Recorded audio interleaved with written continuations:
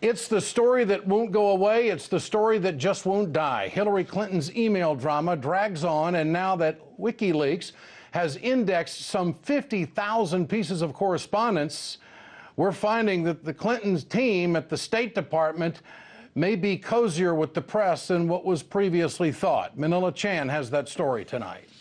While the mainstream media continues to use Hillary Clinton's email story as a political football, whether or not she broke any laws perhaps shouldn't be at the center of attention. Rather, it should be the content of many of them. The State Department has scoured through at least 55,000 pages of emails printed from Clinton's server, and to this day, no one has yet been able to attribute one of them to any broken laws. However, what has been discovered is exactly just how much then Secretary of State Clinton's office collaborated with the media.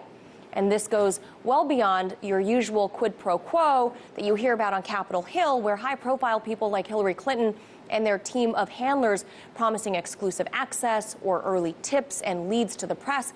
But this is now wading into proof of collusion of the overthrow of democratically elected governments by using the media, such as in this instance against Bashar al-Assad in Syria. Take a look at this from Jared Cohen, who was the president of Google Ideas, which is now turned into Jigsaw. Cohen wrote to Deputy Secretary Burns, Jake, and Alec. He wrote, "Please keep close hold, but my team is planning to launch a tool on Sunday that'll publicly track and map the defections in Syria and which parts of the government they are coming from. Our logic behind this is that while many people are tracking the atrocities, nobody is visually representing and mapping the defections, which we believe are important in encouraging more to defect and giving confidence to the opposition. Given how hard it is to get information into Syria right now, we are partnering with Al Jazeera, who will take primary ownership over the tool we have built, track the data, verify it, and broadcast it back into Syria. I've attached a few visuals that show what the tool will look like. Please keep this very close hold and let me know if there is anything else you think we need to account for or think about before we launch. We believe this can have an important impact. Thanks, Jared."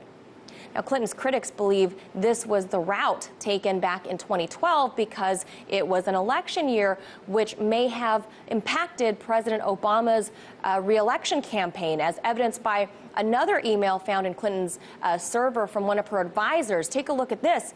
The advisor shared an upcoming editorial with the secretary outlining in plain language that getting too enmeshed in Syria will hurt President Obama's chances of re-election, and that providing weapons to the FSA when Iran and Russia are arming the Syrian regime will drag the U.S. into a proxy great power war.